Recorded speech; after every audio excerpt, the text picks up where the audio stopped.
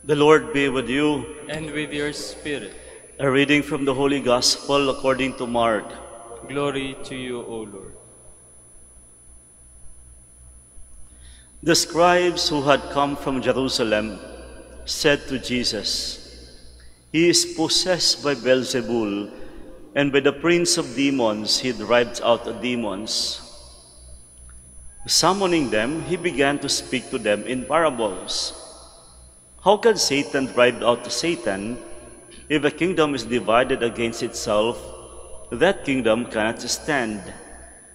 And if a house is divided against itself, that house will not be able to stand.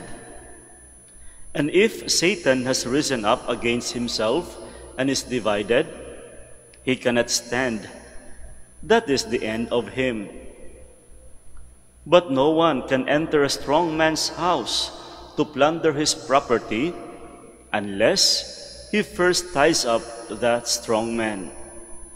Then he can plunder his house. Amen, I say to you, all sins and all blasphemies that people utter will be forgiven them.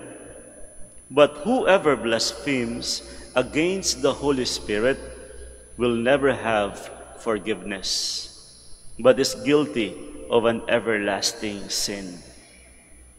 For they had said, "He has an unclean spirit." My dear friends, the Gospel of the Lord. Praise to you, Lord Jesus Christ. Please be seated. Good morning, everyone. I have 3 points in this very seemingly very serious yet interesting discussion between the scribes and Jesus. The first point is about the absurdity of the scribes. If you will see the first part, they tried to criticize Jesus in the midst of his miracles. They were actually at loss. How are they going to criticize him? Because they have personally witnessed his miracles, healing the sick, raising up the dead, and etc. And they tried to gossip him.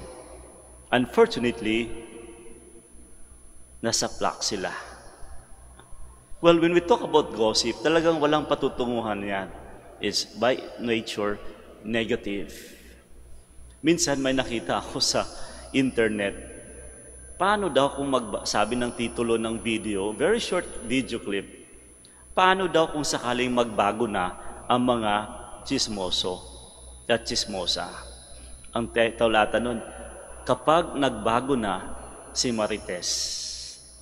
Yung pinakita, ganito, habang nagtitipon silang tatlong mga ali, dumaan ng estudyante ng alas 11 ng gabi. Pagkatapos, may kasamang lalaki. Sabi ng mga Marites, ay napakasipag ng babaeng ito, ng estudyanteng ito. Napakasipag, hanggang alas 11 ng gabi, nag-aaral. Oo nga, napakasipag, napakaswerte ng mga magulang ng batang ito. Maya-maya, dumating naman yung isang, sabihin nating may asawang lalaki. May akbay-akbay na batang babae. Sabi ng mga Marites, ay napakabait naman ng titong ito. Talagang hawak-hawak niya ang kanyang pamangkin at iniingat-ingatan niyang malayo sa anumang aksidente. Siyempre, sabi ko nga po ang title noon, kapag nagbago na ang mga Marites. Doon pa lang sa pinakitang iyon, hindi kinakapaniwala ang mga eksenang iyon. Sapagkat kapag Marites ka, chismosa ka, wala talaga. Negative talaga yan. And this is exactly when we talk about scribes and Pharisees. Sila yung mga kontrabidya sa buhay ni Jesus at that time. Kahit anong mabuting pinakita ng ating Panginoong Jesus, they will always end up criticizing Him. Kaya nakakalungkot. Kaya first thing that we can learn from this, huwag tayong maging Marites. Walang patutunguhan yan. Kahit anong justification ang ibibigay mo, kapag nakasulat na sa ID mo, Marites ka. negative ka na. The second thing is something very, very interesting because he mentioned about something very important about human beings, and that is the strength behind every person. And what is it? The will of the person. That's why when he said, no one can enter a strong man's house to plunder his property unless he first ties up that strong man. So underlying, giving emphasis on the strength behind every person, and that is something to do with our personal will, that no one can violate or even subjugate every person unless, not even Satan, unless we submit or surrender our will to the devil. Kapag iingatan natin ang ating personal will, yung will, decision making, mahalaga yun. And that is something that we need to preserve. We need to be mindful of at all times. Kaya nga kung titignan mo natin sa ating pananampalataya, we always mention the word God's will to us. If you want to live by your faith, you have to be faithful to the will of the Lord. We have to submit our will to God. Kahit nga po sa amin, sa pagiging pare, sa ating bukasyon, anong ibig sabihin nun? You have to submit your will to the Lord. Kaya kapag devil ang pinag-uusapan, be mindful of your will. Panghinawakan mo yan. Yun yung panghahawakan mo. You have to preserve it.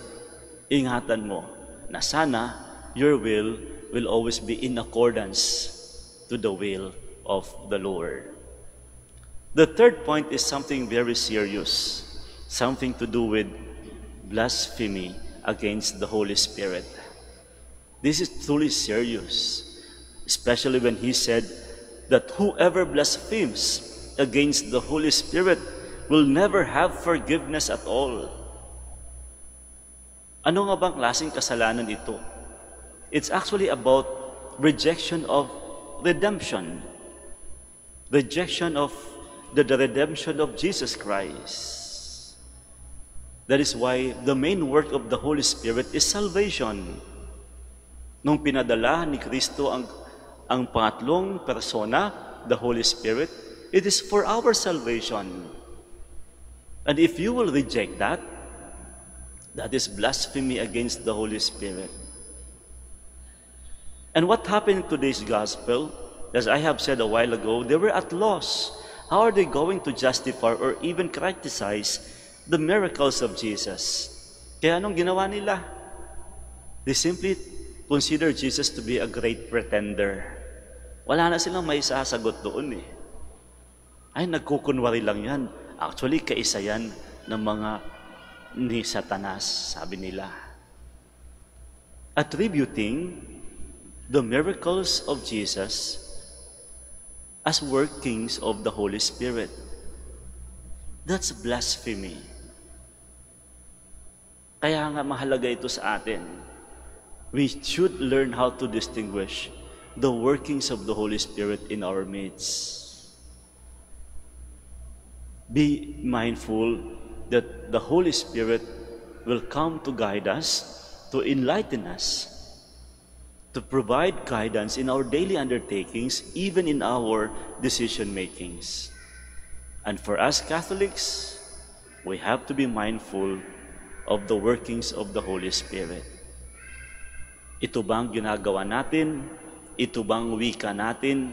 Ito bang decision making natin ay naaayon sa banal na Espiritu Santo? Mga kapatid, alalahanin natin, pinadala ang pangatlong persona, ang banal na Espiritu Santo upang kaisa natin. Sana ay alalahanin lagi natin ito sa lahat ng ating ginagawa.